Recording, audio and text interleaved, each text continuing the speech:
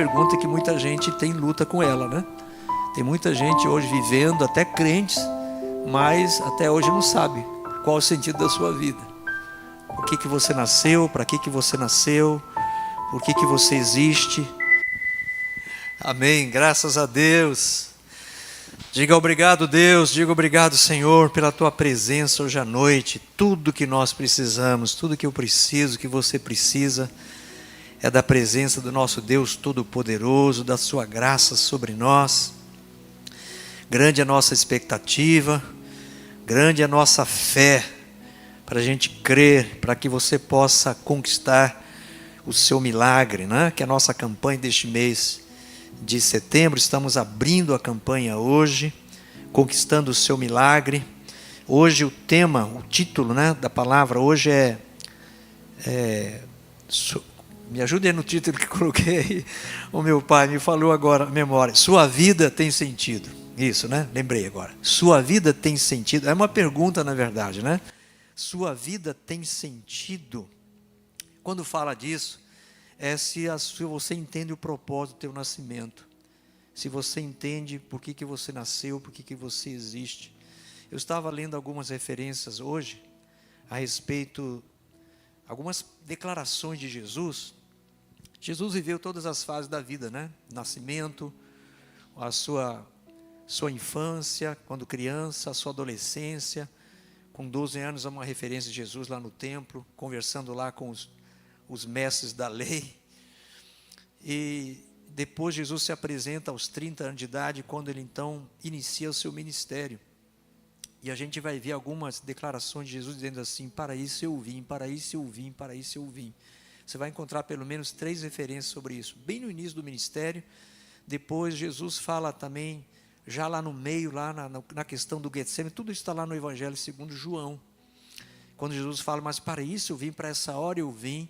E ele fala também para Pilatos, já no julgamento, antes da sua condenação e obviamente sua crucificação. Jesus diz, mas para isso eu vim, né? Exatamente para declarar toda a verdade de Deus. Então, Jesus sempre teve uma consciência muito firme do propósito da sua vida, da sua existência, o sentido do seu viver, do seu existir. Essa é uma pergunta que muita gente tem luta com ela, né? Tem muita gente hoje vivendo, até crentes, mas até hoje não sabe qual é o sentido da sua vida. Por que você nasceu, para que você nasceu, por que você existe. E eu quero então usar aqui uma experiência de um personagem da Bíblia, que ele não tinha sentido no seu viver, mas a gente vai ver como é que tudo muda na vida dele a partir do momento em que ele tem uma experiência gloriosa com Deus. Está lá no livro de Juízes capítulo 11, enquanto você acha aí, quero então receber todos os nossos irmãos que estão aqui presentes, você que está conosco online agora ao vivo, sejam todos bem-vindos em nome de Jesus, e você que está entrando em outro momento, outro horário, até outro dia, muitos assistem nossos cultos depois. Se você não é inscrito em nosso canal, se inscreva em nosso canal, ajuda-nos a crescermos no canal, para que a gente possa ter um alcance muito maior, alcançarmos mais vidas, mais famílias para Deus. Então, se inscreva, dê o seu like, se você está já conosco agora, ao vivo, né? E não deu o seu like ainda, dê o seu like agora, em nome de Jesus. Vou dar até o meu aqui, estou dando meu like aqui agora. É isso aí. Se você, a oração foi importante para você, as 3 orações que fizemos, pela família, pelo seu trabalho, pela sua saúde. Estamos numa batalha em favor de uma criança que está aqui internada, veio lá de Paraupeba, está internada. Passou um dia hoje que os médicos já tinham dito, pode preparar, porque a qualquer momento pode falecer. E eu entrei no meu quarto, comecei a orar, lembrei de algumas declarações, falei, Senhor, só o Senhor que pode, o Senhor pode enviar o anjo do Senhor para tocar na vida dessa criança, reverter o quadro dela. Teve problema nos rins, né? Eu acho que penso que foi excesso de medicamento, né? Que acaba afetando os rins da pessoa, e os rins ficaram paralisados, mas entrou na hemodiálise, está fazendo hemodiálise, já está recuperando alguns sinais vitais importantes, E a Ana também está nessa batalha hoje, a tarde inteira, orando, está em jejum inclusive. Um jejum aí que vai ser um jejum puxado 3 dias, só com água. Vai aguentar, em nome de Jesus, né? Então estamos nessa luta, nessa batalha. Eu saí de um jejum também há pouco tempo aí, de 21 dias. Nós estamos nessa guerra, mas queremos ver Deus agir, Deus mover, abrir as portas, os caminhos, que iremos viver o sobrenatural de Deus, que é o tema do nosso Aviva Pará deste ano, dias 10 e 11 de outubro, lá em Marabá. Vamos concentrar todo mundo lá em Marabá, um teatro maravilhoso, poltrona, ar-condicionado, instalações top, de primeira, e estaremos nos dirigindo para lá, amém? Então estaremos lá, eu e a Bispa Ana como preditores, também o Bispo Gabriel Duarte, lá de São Paulo, um menino assim, chama de menino porque ele é novo ainda, né? Mas um bispo abençoado, é ministro de louvor também, esteve conosco no Aviva Pará do Maranhão do ano passado, lá em São Luís, e neste ano estamos trazendo então para o Pará, e vai estar conosco nesses 2 dias também, lá 10 e 11 de outubro. Quero convidar aqui os irmãos de Belém para que a gente se mobilize, em nome de Jesus, que vamos lá, vamos levar um ônibus daqui, pelo menos um ônibus, com o pessoal de Marituba também, para que a gente possa estar lá vivendo esses dias de avivamento, né? Exatamente esse é o tema do Aviva Pará, vivendo o sobrenatural de Deus, e vamos viver para a glória de Deus em nome do Senhor Jesus, amém? Compartilhe o link desse culto com alguém que você conhece, ainda há tempo para as pessoas ouvir essa palavra hoje, abençoada, uma história aqui de uma mudança, uma transformação na vida de um homem que foi marginalizado desde o seu nascimento. Olha que coisa grave. Já viu que gente que já nasce já marginalizado desde o nascimento, aliás, desde a concepção, né? Desde o ventre da mãe, muitas vezes, e essa criança nasce, e muitas vezes nasce que parece que a sua vida vai ter propósito nenhum, não vai ter futuro, né? Quando fala vida sem sentido ou vida sem propósito, é uma vida que parece que não tem futuro. Fulano não vai dar nada. Já ouviu isso? Já ouviram isso? Né? Fulano não vai dar nada. Querido, já ouvi muitos irmãos hoje abençoados, bem-sucedidos, próximos, mas que lá no passado, no início de suas vidas, as pessoas olhavam assim, essa pessoa não vai dar nada. Mas Deus entrou na vida delas. Deus entrou na vida delas e tudo mudou. E aqui tem essa história aqui maravilhosa, que eu tenho certeza que vai nos ajudar bastante. Juízes capítulo 11, conta a história de um homem chamado Jefité. Jefité, diz aqui, era então Jefité o gileadita, porque ele era de Gileade, né? Gileadita, homem valente. Guarda essa característica aqui, homem valente.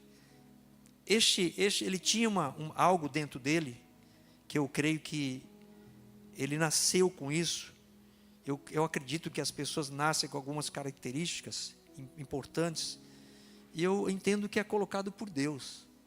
Todo mundo que nasce com dons, e que Deus concede a cada um. Este homem, Jefté, ele era um homem valente, mas diz aqui, porém, ele era filho de uma prostituta. Bom, então por isso, por causa do seu nascimento, que ele era um filho de uma prostituta, seu pai era um homem casado. Seu pai era um homem casado, seu pai tinha outros filhos, e ele nasce então fora do casamento do seu pai, que se envolveu com essa prostituta, que nasce então Jefité, que filhos naquela época que eram nascidos fora do contexto do casamento eram chamados de filhos bastardos, né? Então Jefité, ele foi marginalizado desde o seu nascimento. Por quê? Porque era filho de uma prostituta, marginalizado desde a sua origem. E é importante, eu não sei a sua origem, mas eu tenho certeza que muitos que não têm uma origem, vamos dizer assim, como às vezes de repente pensava, imaginava ou desejava, e às vezes essa origem acaba rotulando a sua vida ou marginalizando a sua vida, como Jefité, infelizmente aqui, por ser filho de uma prostituta. Então, a gente vai ver aqui que isso trouxe problemas graves para ele, no relacionamento com seus irmãos e com a sua madrasta. Né? Interessante que aqui não fala da mãe de Jefté, porque ele vivia com o pai dele. Ele vivia com o pai dele, com a sua madrasta, e vivia com seus irmãos, os irmãos nascidos do pai da esposa dele. Bom, então, porém, Jefté era filho de uma prostituta. Gileade gerara Jefté. Gileade era o nome do pai dele. Também a mulher de Gileade, aqui então já a esposa de Gileade, né?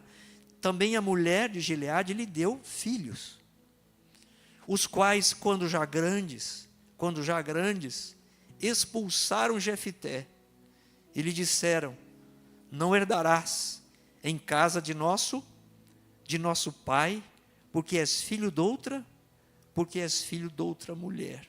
Então, o que a gente entende aqui? O que é a leitura que a gente faz? Que certamente aqui o pai de Jefté, ou seja, de Gileade, ele morre, né? E eu entendo que o pai que trazia essa proteção, esse cuidado sobre a vida dele, ou essa valorização, a gente entende aqui que o pai de Jefté o valorizava como filho, né? O valorizava como indivíduo, mas os demais não. Tá? Aqui a gente percebe claramente aqui que seus próprios irmãos, né? Irmãos apenas por parte de pai, quando então o pai de Jefté morre e falece, eles encontram então aqui uma oportunidade para expulsar Jefté de sua casa, né? Como diz aqui o texto, os quais, quando já grandes, expulsaram Jefté e lhe disseram: não herdarás em casa de nosso pai, porque és filho de outra mulher. Então, obviamente aqui a gente entende que Gileade, o pai de Jefté, era um homem próspero, porque aqui fala de herança, né? E quando fala de filhos tem que dividir a herança. Não é verdade? E eles não queriam que a herança fosse dividida com Jefté, por ele ser filho de outra mulher, e ainda aqui rotulando, né, marginalizando Jefté, por ser ainda filho de uma prostituta. Por isso ele foi marginalizado e foi então rejeitado aqui dentro da sua própria casa, do seu lar, dentro da sua família, né? O que a gente entende aqui é que enquanto o pai de Jefté viveu, seus irmãos o aturaram. A verdade é essa, né? Não havia ali amor, não havia interesse pela vida de Jefté, tampouco da mulher de Gileade, né? Porque a mulher também concorda com tudo que os outros dois filhos fizeram. Ela não se posiciona, ela não se posicionou. Então, você sabe quantos anos tinha Jefté aqui, quando ele foi expulso da sua casa? 17 anos de idade. Era um jovem já, né? Era um jovem, um adolescente jovem. Ele tinha apenas 17 anos de idade. E diz aqui então que Jefté fugiu da presença de seus irmãos. Ou seja, ele não reivindicou nada, né? Ele foge, ele vai embora, ele não reivindica nada, né? Nada de herança ou de direito algum que ele pudesse ter. E teria, sabia? E teria direito à herança, mesmo sendo um filho bastardo, né? Eu me lembro de uma situação que nós vivemos aqui alguns anos aqui em Belém, anos atrás, de uma família que a gente acompanhou bastante, e tinha uma propriedade para vender, que naquela época foi vendida essa propriedade por 7 milhões de reais. Hoje corresponderia aí uns 27 milhões de reais hoje, no valor atual. Era muito dinheiro. Bom, a propriedade estava praticamente perdida, nós entramos em oração e a situação na justiça foi toda revertida, e conseguiram vender o imóvel. Quando o imóvel foi vendido e que foi repartir o valor, os 7 milhões, apareceram mais 3 filhas. Apareceram mais 3 filhas. Senhor da glória, né? Falaram: nós somos filhos do fulano de tal, né? E aí aquela coisa toda, teste de DNA, e comprovado, as 3 filhas verdadeiramente eram filhas legítimas do homem falecido, né?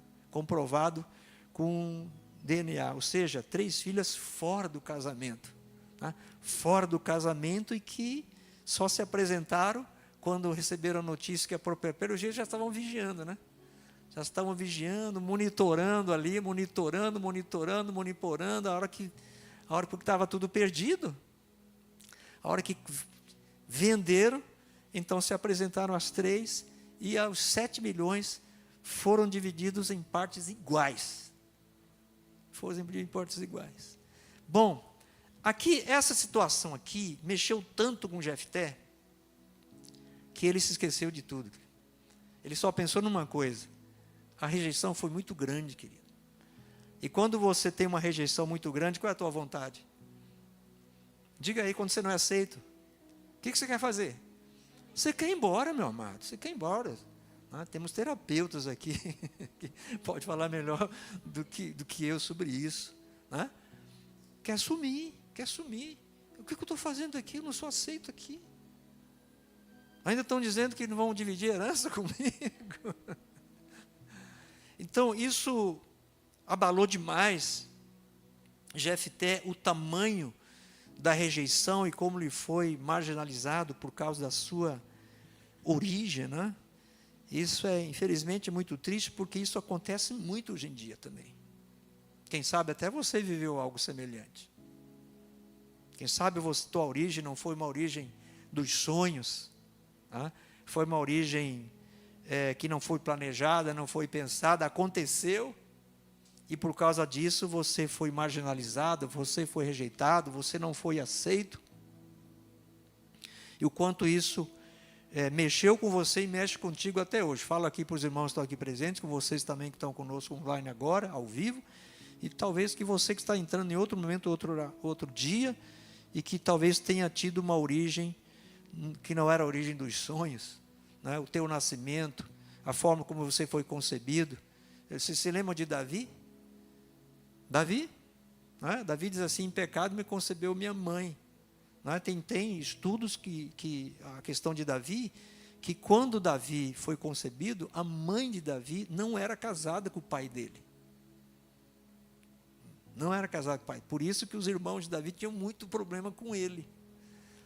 E Davi nasce daquele jeito. Qual seria o sentido da vida de Davi?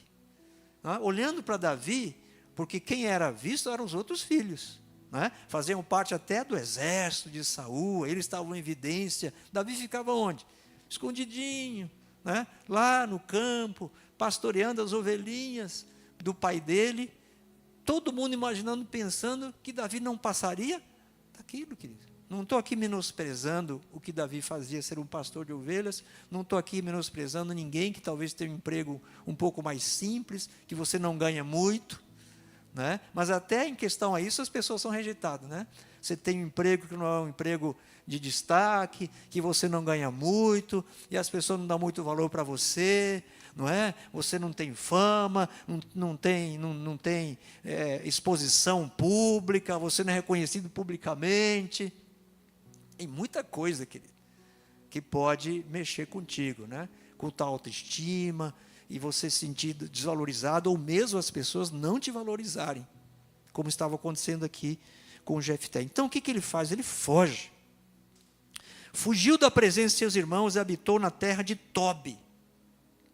Bom, lá foge Jefté, 17 anos, aquilo cresce dentro dele, a rejeição, a revolta, a mágoa, a amargura, que a gente vai ver isso mais adiante. A revolta, a mágoa, a amargura, aquela marca na vida dele, aquele rótulo, foi marginalizado. E aí ele então, vivendo desse jeito, com tudo isso dentro dele, diz aqui: e homens levianos, meu Deus, homens levianos se ajuntaram com ele, e com ele saíam. Bom, pessoas que se sentem assim, vão encontrar os seus semelhantes. Você entende isso? Pessoas que se sentem assim, vão encontrar a sua tribo. Você sabia que essas tribos que são formadas de jovens aí, é por causa de identificação, querido. O que um sente é o mesmo sentimento que os outros têm. Ele se identifica nos seus sentimentos, ele se identifica nas suas emoções, nos seus comportamentos. E aqui mais ainda, e quem se torna o líder de todos esses homens aqui? Jefité. Porque lá no início, a gente viu aqui, eu falei, presta atenção nisso aqui, ele era um homem o quê? Valente, ele era um líder, sabia? Jefité, ele nasce, apesar do jeito que ele nasceu, mas ele nasce com espírito de liderança. Ele era forte na liderança dele, ele era um homem valente, ele tinha valentia, mas ele estava usando sua valentia para quê? Meu amado, aqui que está o segredo. Jefité era um homem valente, mas ele estava usando a valentia dele para se juntar com homens levianos, e saíam para fazer o quê? Saíam para fazer guerra, sabia? Eu imagino que às vezes eles eram até contratados, eram as gangues, é isso mesmo, eram as gangues, aí homens levianos, como existem aí as gangues, não tem um líder deles? Eles saem para quê? Para fazer coisa boa? Não, queridos, são as gangues, são gangues de assalto, de roubo, de tráfico de drogas, de tanta coisa que tem por aí que a gente escuta aí, meu. Por que essas pessoas são assim? Vai lá ver a origem delas. Pega essas pessoas, pega o líder maior deles, senta com ele e vai conversar. Eu me lembro, que nem, oi? Exatamente, que nem Davi, quando lá na caverna de Adulão, juntaram pessoas ali que sentiam também desprezados e tudo mais, como Davi também foi desprezado pelos seus próprios irmãos. Eu me lembro de uma revisão de vida que fizemos lá em Redenção, na época de encontro com Deus ainda. Primeira revisão que fizemos. E tinha lá um homem que era líder de um ministério, aí não vou falar o nome, mas um ministério que treina as pessoas para não sentirem emoção nem sentimento. É sério, sério isso. Não pode, tem que demonstrar que é forte, não pode demonstrar nenhuma fraqueza, chorar, nada disso. Porque chorar é fraqueza, é demonstrar fraqueza e tudo mais. Bom, foi para a revisão de vidas com a gente lá, e eu preguei a palavra sobre cura interior. Foi até eu que preguei, não era nem especialista nisso, mas eu preguei sobre cura interior. Depois, e foi falando. E depois, no final da palavra, e aquele homem começou a chorar. Chorava, enquanto pregava, ele chorava que nem uma criança sentada. Um homem feito. Chorava, a palavra, ministrando, orando, que ele não parava de chorar, e encontro com Deus tem todo horário marcado, a plaquinha levanta para você, acabou seu tempo, acabou seu tempo. E ele não parava de chorar, até que pedi para os irmãos lá, os pastores que estavam com a gente, falou, olha, sai com ele, porque não tinha como ficar mais no local, sai com ele. Saíram com ele, continuaram com ele, depois eu fui conversar com ele, foi me contar a história dele. Eu falei, eu fui criado, fui formado, na verdade, dizendo assim, para não sentir emoção, para não demonstrar sentimento, para não chorar, para demonstrar que eu sou sempre um homem forte, um homem valente, mas aquele tudo está todo guardado dentro dele. E aí ele acaba desabando. Mas graças a Deus, depois, até o final do encontro com Deus, ele era um outro homem, Deus fez uma maravilha na vida dele. Bom, vamos voltar aqui para Jefité. Então, a gente está falando aqui que Jefité, então, ele se ajunta, e homens levianos se ajuntaram com ele, e com ele saíam, com ele saíam para suas conquistas, entre aspas. Bom, assim, Jefité então passa a viver a sua vida. E aqui no verso 4, depois de muitos anos passados, a gente vai ver até que Jefité já estava até casado, já tinha até uma filha, já era um homem adulto, formado, mas aquilo marcou a vida dele. Passado algum tempo era um bom tempo mesmo. A Bíblia não traz especificar quantos anos, né? Mas era um bom tempo que a gente vai ver pelo relato aqui, por aquilo que já tinha acontecido com Jefté, que muitos anos havia se passado. Ele era já um homem feito, com família, casado, filha. Passado algum tempo, pelejaram os filhos de Amon contra Israel. Quando pelejavam, foram os anciãos de Gileade buscar Jefté da terra de Tobi. E disseram a Jefté: vem e sê nosso chefe. Ou seja, todo mundo sabia que Jefté havia se tornado um líder muito forte. E que ele saía com aqueles homens. E quando eles saíam com aqueles homens, eles conquistavam o que eles queriam, ou o que eles quisessem. Porque conheciam a valentia de Jefté. Só que a valentia que ele tinha, ele estava usando de uma forma o quê? Errada, né? De uma forma equivocada. Aqui está a nação de Israel, diante de uma ameaça grave que os filhos de Amon estavam tentando impor contra eles, precisando de uma liderança valorosa, uma liderança valente, corajosa, como Jefté, mas Jefté não estava lá. Bom, então eles vão aqui, os filhos de Amon, pelejaram então, e os anciãos, quem eram os anciãos? Eram os líderes. Os anciãos eram os homens de cabelo branco, aqueles que aconselhavam o povo, os mais maduros, os mais experientes. Eles pensando, falei, o que a gente vai fazer? Como é que a gente vai suportar essa ameaça aqui, ou essa guerra que vem contra nós aqui, que os filhos de Amon estão tentando impor contra nós? Eles pensaram em Jefté. E disseram então a Jefté: vem e sê nosso chefe, para que combatamos contra os filhos de Amon. Bom, olha só as palavras de Jefté aqui. Preste atenção, querido, como é que como é que as dores do passado marcam a vida das pessoas. E dores do passado podem ser tão fortes na tua vida, que você vai estar num presente de uma oportunidade para você mudar a tua história. Mas se você não superar as dores do teu passado, você não consegue enxergar a nova oportunidade diante de você. Você está tão marcado com as dores do passado, você está tão marcado pelo teu passado, ou pela tua origem, ou pela rejeição que você sofreu, que quando se descortina diante de você uma oportunidade, você está dando uma guinada na tua vida, mudar tudo, a tua dor do passado não deixa você enxergar. Quantos entendem isso? Né? A dor é muito maior, a mágoa é muito maior, a amargura é muito grande. Então, quando os anciãos vão até Gileade e diz para ele ser nosso chefe, vem ser nosso chefe para que combatamos contra os filhos de Amon.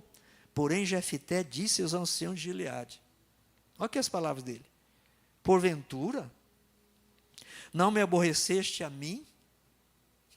Ou seja, quantos anos havia se passado, meus irmãos? Muitos anos. Jefté tinha 17 anos quando saiu de lá, da cidade. Aqui já era um homem adulto, casado, com filha, e uma filha também já adulta.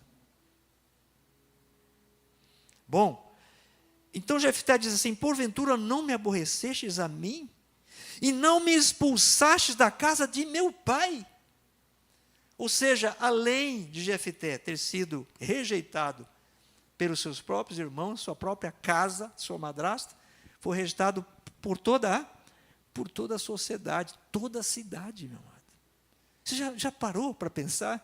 Eu falo, toda a cidade me rejeita, então não tem nem como eu sair da casa do meu pai e ficar na mesma cidade, morando em outro lugar, em outra casa. Não, porque toda a cidade o rejeitou. Quem é que aguentaria uma rejeição desse tamanho? Uma marginalização desse tamanho, por causa da sua origem, por causa do seu nascimento, por causa da sua mãe, por causa da sua história, por causa da sua origem.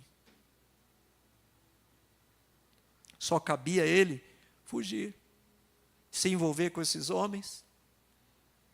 E aqui então, Jefté está numa batalha aqui com as suas emoções.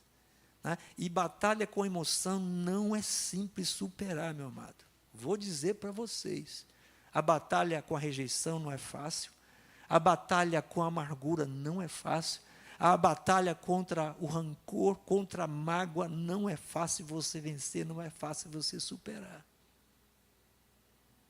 Teu desejo de revidar é muito grande. Teu desejo de que quem te feriu, te machucou, seja ferido e machucado também, é muito grande. O seu desejo de que a pessoa que te machucou se dê mal, é muito grande. Que ele seja vencido pelos seus inimigos, é muito grande. Porque você acha que se acontecendo isso com ele ou com ela, você estará vingando. Ou dizendo para você, não, mas merecia, fez isso comigo, me feriu, me machucou, me rejeitou. Então aqui Jefté está travando, primeiramente, uma luta não é nem contra Amon, não é nem contra os inimigos de Israel, era com quem? Com ele mesmo. E essa é a pior batalha que tem. Como a gente sempre diz aí, o pior inimigo que você tem é você mesmo, a priori. Não é o diabo, não é Satanás, não são teus inimigos. Às vezes são pessoas que não gostam de você, que se levantam contra você, contra a tua vida. Não, o maior inimigo é você mesmo. Porque você é que vai permitir você sentir as coisas, é você mesmo que permite. Você que vai permitir que essa mágoa cresça, seja gigante. Você que vai permitir que a rejeição te marque para sempre. Que as dores do passado nunca abandonem você. Que você nunca seja sarado e curado, liberto, livre de tudo que você viveu e passou, desde a sua origem, desde o seu nascimento, ou desde que você se entende por gente. Quase estou entendendo? Quem já travou essa luta, essa batalha, hein? Consigo mesmo? Já travamos, né? Eu já vi coisas, meu amado, que eu tive que falar assim, mas em nome de Jesus, mas não é isso que Deus diz a meu respeito. Eu falo. Eu digo assim, não, o que importa para mim não é o que fulano, beltrano, ciclano está dizendo de mim. O que me importa é o que Deus diz para mim, que eu sou. É isso que me importa. E que você precisa estar firme nesse sentimento que você tem em relação ao teu Deus nessa hora. Porque o que os outros falam mexe muito com a gente. Mexe ou não mexe? Mexe com a gente demais. Então aqui, Jefté está travando a pior da batalha aqui, que era com ele mesmo. Ele não estava enxergando a oportunidade para uma mudança, para uma guinada na sua vida. Vocês estão entendendo isso? Porque a mágoa, a amargura, o ressentimento, a dor do passado não deixa, meu amado. Tem muita gente que nunca deu uma guinada na sua vida porque não conseguiu superar a dor do seu passado até hoje. Até hoje. A dor da sua rejeição, a dor do seu abandono. Foi marginalizado. Foi marcado. Foi rotulado. Então, cuidado. Cuidado com a mágoa, cuidado com a amargura, cuidado com as dores do passado. Eu pergunto para você, você carrega algum tipo de dor assim? Você nunca resolveu isso? Isso já faz bastante tempo. Aqui quantos anos havia aqui eu tentei achar quantos anos, desde que ele foi expulso de casa e até da cidade, até esse encontro aqui com os anciãos, lá da cidade. Mas não tem uma data, quantos anos precisamente. Mas a gente vai ver mais adiante que muitos anos havia se passado, porque Jefté já estava casado e tinha uma filha já adulta, moça, bonita. Mas tudo parecia o quê? Tão presente para ele, né? Porque Jefté não estava entendendo qual o sentido da minha vida, qual o propósito da minha vida. Aqui ele estava tendo a oportunidade para entender o verdadeiro sentido da sua vida. Mas as mágoas não queriam. As amarguras não queriam. As dores do passado não queriam. E muitas vezes, se você carregar esse tipo de sentimento, você nunca vai entender o verdadeiro propósito da sua existência. Você vai achar que o propósito da tua vida é se sentir amargurado e rejeitado o resto da sua vida. Uma vida sem propósito, uma vida sem sentido, abandono, rejeição.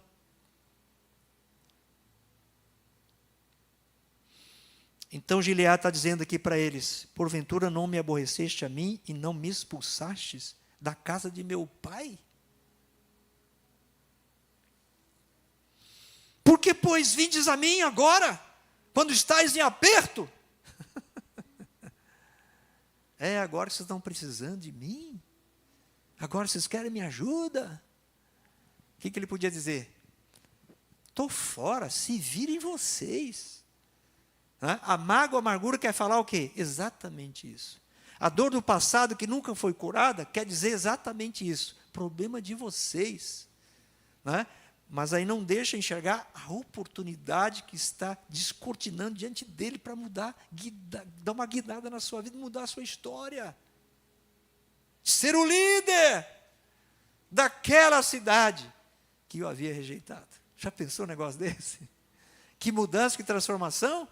Aquele que foi expulso, se tornar o líder de todos, o chefe de todos.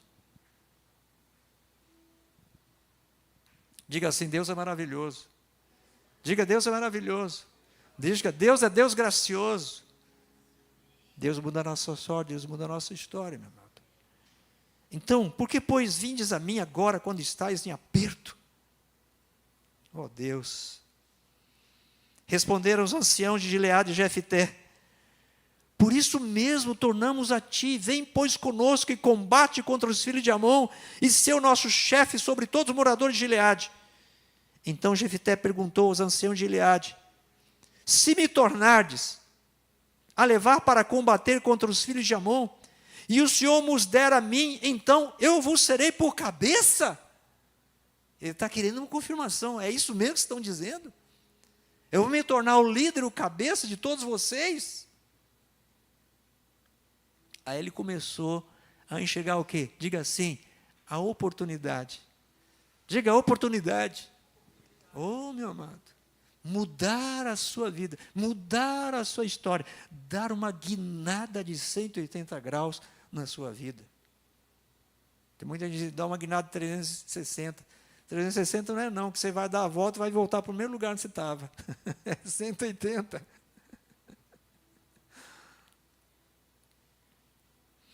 Então ele está querendo essa confirmação. Responder aos anciãos de Gileade e Jefté: o Senhor, presta atenção aqui, o Senhor será testemunha entre nós e nos castigará, se não fizermos segundo a tua palavra.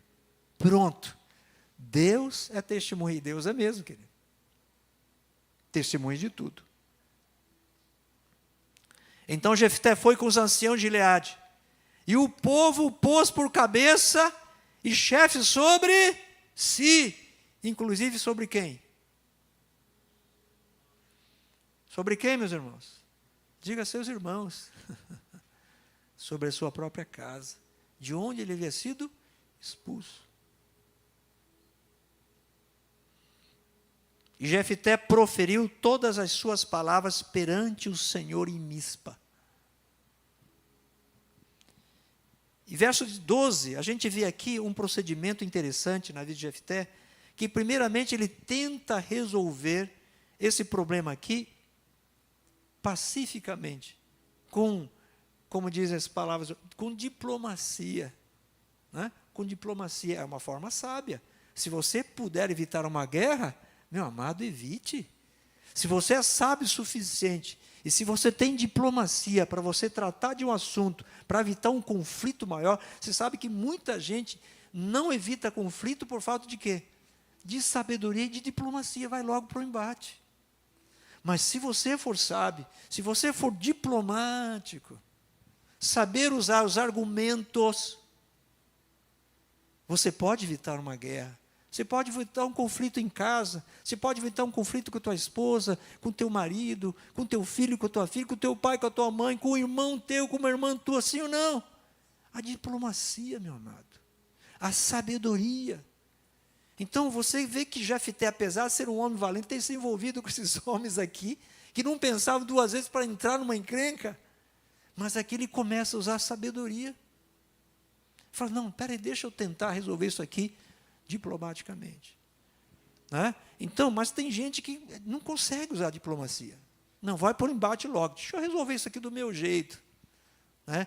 E do teu jeito, infelizmente, às vezes vai ser num conflito não bom, não saudável, onde vai ter perdas para os dois lados. Tanto para você, como para o outro lado. Porque quem faz guerra acaba perdendo. Sim ou não? Sim. Tem perda dos dois lados. Então Jefté mandou mensageiros ao rei dos filhos de Amon, dizendo, que há entre mim e ti, que vieste a mim a pelejar contra a minha terra? Pergunto, qual o motivo? Eu falei um pouquinho sobre isso domingo. Qual o motivo da tua discussão? Lembra que os escribas estavam discutindo com os discípulos de Jesus? Qual o motivo? Então ele está querendo saber, que há entre mim e ti, que vieste a mim a pelejar contra a minha terra? Respondeu os reis dos filhos de Amon aos filhos de Jefté. Então respondeu o rei dos filhos de Amon aos mensageiros de Jefté, é porque, subindo Israel do Egito, me tomou a terra, desde Arnon até ao Jaboque, e ainda até ao Jordão, restitui-me agora pacificamente. Ou seja, o rei dos filhos de Amon estava dizendo que Israel lá no passado tinha tomado a terra dele de forma injusta. E a gente vai ver aqui que não era verdade. Não havia justiça nenhuma. Mas às vezes as pessoas usam argumentos o quê? Que não são verdadeiros. Para provocar um conflito. Porque subindo Israel, andou pelo deserto. Não, aliás, já pulei demais, né? Deixa eu voltar aqui, um pouquinho. Onde eu parei? 14. Porém, Jefté tornou a enviar mensageiros. Ou seja, primeiro aqui o rei, então, ele pede para que as terras fossem devolvidas o quê? Sem guerra, pacificamente. Olha só. Porém, Jefté tornou a enviar ao rei dos filhos de Amon, dizendo-lhe, assim de Jefté, Israel não tomou nem a terra dos moabitas, nem a terra dos filhos de Amon.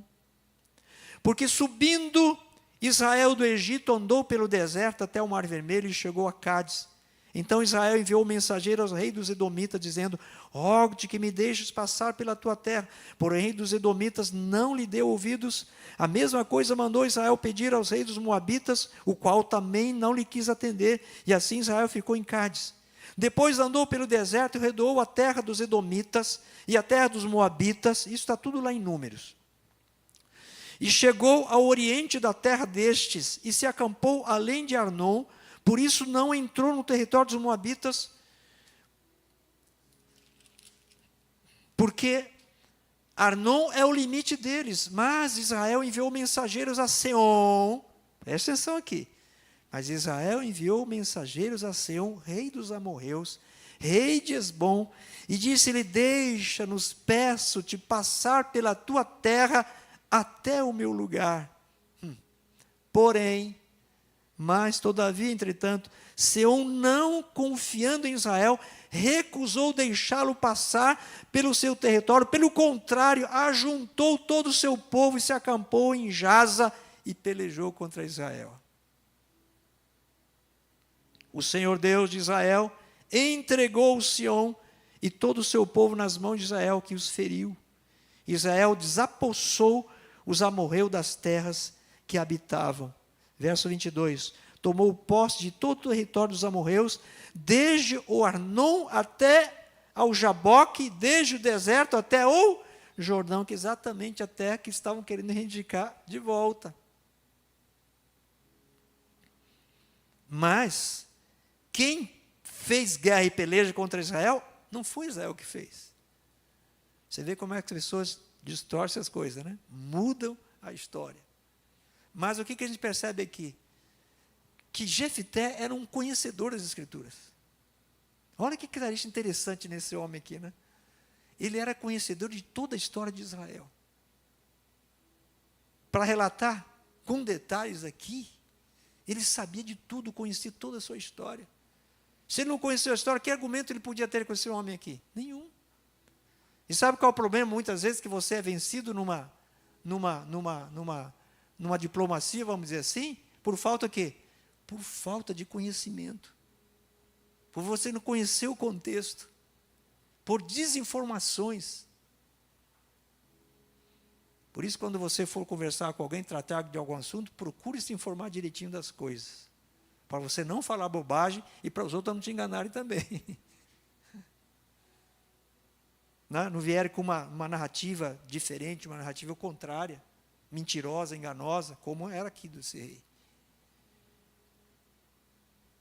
Bom, assim o Senhor Deus de Israel desapossou os amorreus ante o seu povo de Israel. E pretendes tu ser dono dessa terra? Não é certo que aquilo que Quemos, teu Deus, te dá, consideras como tua possessão? Assim, possuiremos nós o território de todos quantos o Senhor nosso Deus expulsou diante de nós. És tu melhor do que o filho de Zippor, Balaque, rei dos Moabitas? Porventura contendeu este, em algum tempo, com Israel, ou pelejou alguma vez contra ele? Enquanto Israel habitou 300 anos em Esbom, e nas suas vilas, em Aroer, e nas suas vilas, e em todas as cidades que estão ao longe do Arnon, porque vós, amonitas, não os recuperastes durante esse tempo? Você vê como é que Jefité conhecia toda a história. Verso 27. E vamos caminhando para o fechamento. Não sou eu, portanto, quem pecou contra ti. Ele está dizendo, não sou eu, portanto, quem pecou contra ti. Porém, tu fazes mal em pelejar contra mim. O Senhor, que é juiz. Opa, que maravilha, hein? O Senhor, que é juiz, julgue entre os filhos de Israel e os filhos de Amon. Ou seja, Deus era testemunho de tudo que tinha acontecido. E Deus sempre será testemunho de tudo que acontece, meu amado. Por mais que alguém queira mudar uma narrativa, né, queira mudar a história, mas existe Deus que é testemunho de tudo. E Deus vai agir conforme a sua justiça. E você tem que crer nisso, você que é filho de Deus. E aqui está a nação de Israel sofrendo por causa disso, desse contexto aqui. Mas aqui Jefité, de uma forma sábia, né, trazendo peso nas suas palavras, dizendo, o Senhor que é juiz. Primeiro ele afirma, não sou eu, portanto, que pecou contra ti, porém tu fazes mal em pelejar contra mim. O Senhor, então, que é juiz, julgue entre os filhos de Israel e os filhos de Amon. Por o rei dos filhos de Amon não deu ouvidos à mensagem que Jefité lhe enviara. É isso aí, meu amado. Já que não deu ouvidos, ele queria o quê? Queria guerra. E aqui, não dá tempo para a gente entrar em tudo aqui. Obviamente, quem sairia perdendo aqui era ele mesmo, o rei de Amon. Bom, fechando aqui, então, o Espírito do Senhor veio sobre Jefité. Olha só, Deus o unge. O Espírito do Senhor veio sobre Jefité. E atravessando este por Gileade e Manassés, passou até Mispa de Gileade, e de Mispa de Gileade passou contra os filhos de Amon. Vou pular aqui o voto que Jefité faz, porque isso aqui tem uma explicação que não dá tempo para dar para vocês aqui. Verso 32. Assim, Jefité foi de encontro aos filhos de Amon, a combater contra eles, e o Senhor os entregou nas mãos de Jefité. Este os derrotou desde Aroer até as proximidades de Minite, 20 cidades ao todo, e até Abel-Queramim, e foi muito grande a derrota. Assim foram subjugados os filhos de Amon diante dos filhos de diante dos filhos de Israel. Como se pode dizer, glória a Deus. Você vê como é que Deus muda, então, pode mudar a sorte, vamos dizer assim, a história de uma pessoa, querido. Né? Que nasceu, foi marginalizado, dizendo assim, esse aí não vai dar em nada. Está vendo? Agora ele foi expulso, olha com quem ele se juntou. Olha como ele está vivendo. Quem são as pessoas que saem com ele? É assim que Jefté foi visto por muitos anos.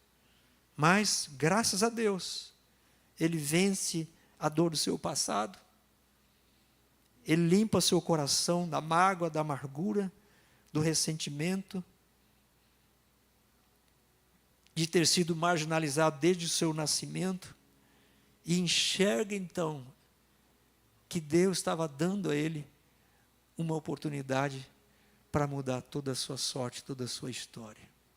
Então, o primeiro segredo aqui hoje, limpe o seu coração, querido.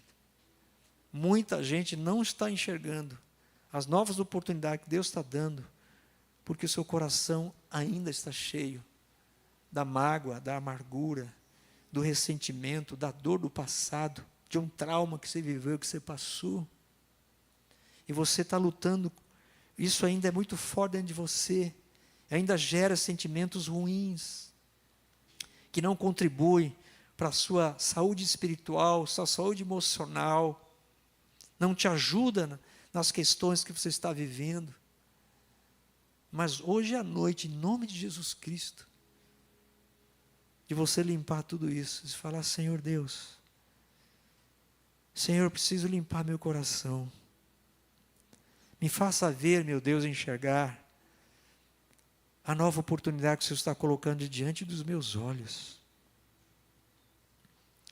Me permita, Deus, dar uma guinada na minha vida. Fala, Deus, me ajude, Senhor. Limpe seu coração.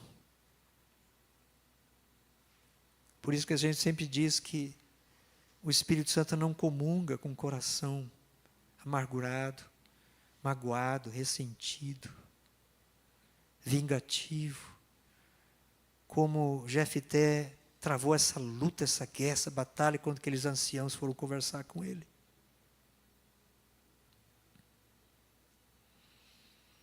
Mas seus olhos foram abertos. Ele pôde se ver numa nova posição. Ele tinha valentia dentro dele para ir para essa conquista. Ele sabia disso. E a valentia dele, que fazia parte do seu espírito humano, porque tem pessoas que têm essa valentia que faz parte do seu espírito humano. Oh meu Deus, a unção e o poder do Espírito Santo desceu sobre ele, Senhor.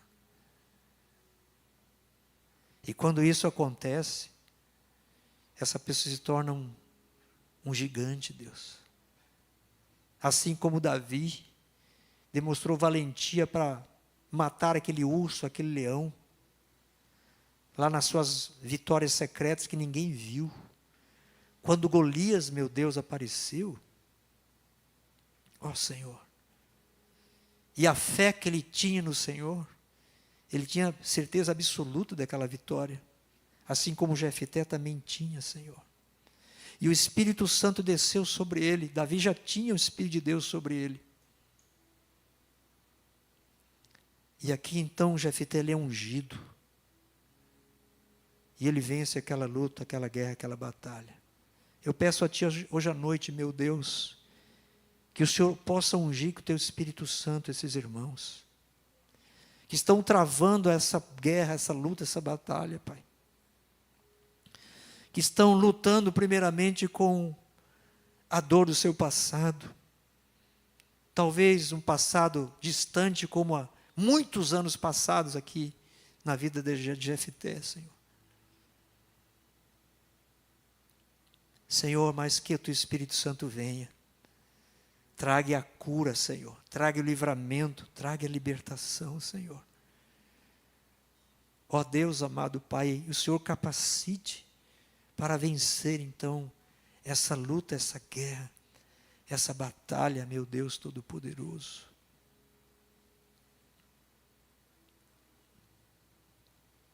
Eu te peço no nome santo do Senhor Jesus.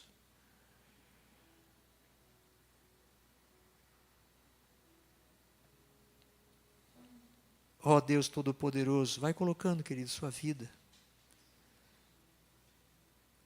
Vai falando com Deus.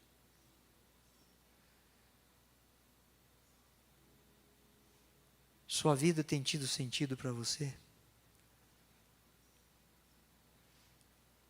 Sua vida tem tido propósito?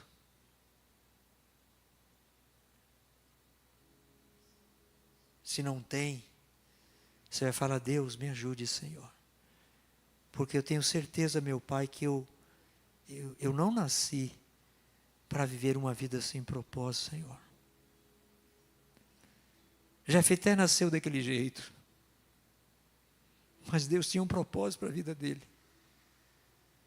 Não importa como você nasceu. Não importa a tua origem. O que importa é se hoje você está entendendo esta palavra, hoje à noite. E você está limpando todo o seu coração. Por causa das dores do teu passado. Distante ou recente. Ou mesmo dores do presente. E você está disposto a limpar seu coração. E seus olhos se abrirem para uma nova realidade. Como os olhos de Jefté foram abertos, seu entendimento de ser colocado como o líder de toda aquela cidade, da qual ele havia sido expulso, fugido. Tamanha era a rejeição, Pai. Eu te peço, meu Deus, nessa noite, para a tua honra, glória e louvor, Senhor. Muda a sorte, muda a história de vidas hoje à noite, Pai. Eu te peço no nome santo do Senhor Jesus Cristo. E cada um possa viver uma vida gloriosa, uma vida com propósito. Deus, que possa dizer assim: agora eu sei por que eu nasci, para que eu nasci. Como Jesus Cristo sempre carregou isso. Dizia: para isso eu vim, para isso eu vim, para isso eu vim. Cada um possa entender também: para isso eu nasci, para isso eu vim a este mundo, para ver este propósito em Deus, no Senhor, para andar com Ele em aliança e comunhão com Ele, para ser usado por Deus, hoje para livrar vidas, para libertar vidas, pessoas.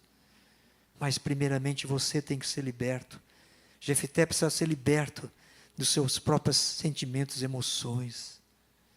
Aí ele estava apto para libertar Israel, porque ele estava magoado com todo mundo lá.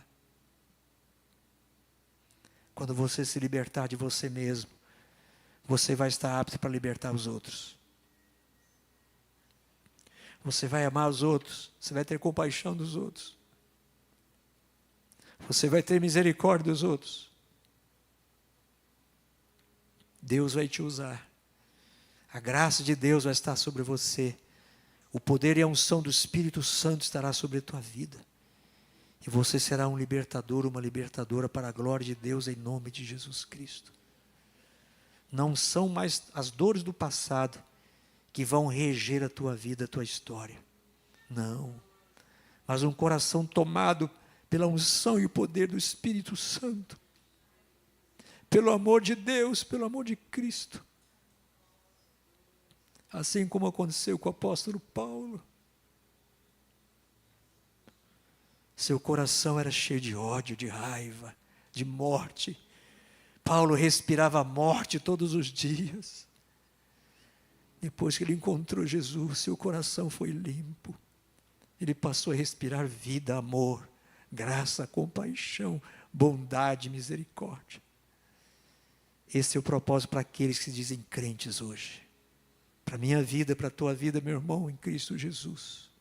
Esse é o grande propósito da nossa existência hoje. Sermos libertadores de almas, libertadores de vidas, para a glória de Deus, no nome santo de Jesus. Podemos dizer amém, amados? Glórias ao Senhor. Feche a sua Bíblia. Nós vamos ter o nosso momento, que nós vamos adorar ao nosso Deus, vamos servi-lo com nossos bens, com nossas finanças, de forma prática. Como fazemos isso? Sendo fiéis, dizimistas e ofertantes. Hoje eu dei testemunho na nossa oração de manhã. Quem estava na oração de manhã hoje? Vocês não estavam? Vocês perderam, gente. Quem não entra na oração, perde. Entra na oração de manhã. O que você faz das 6 às 6h45? Diga aí. Vou pedir a tua agenda.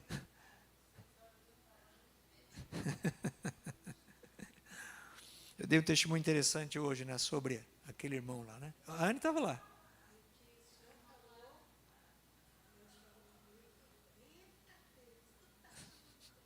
É isso aí.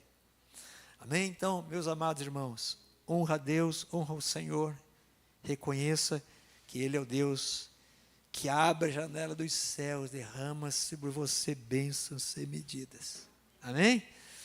Louvado seja Deus, tenha coração para isso, louvor, gratidão, adoração, honra, em nome de Jesus. Vocês estão aqui presentes, vocês estão conosco online, ao vivo agora, os irmãos estão conosco aí, Deus abençoe vocês.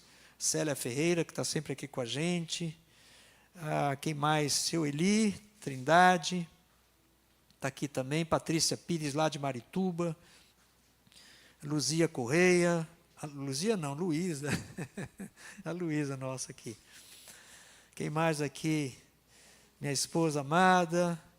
E outros aqui, Carlos. Outros aqui que não estão no chat aqui com a gente. Bem, vamos ficar em pé para a gente orar e encerrar.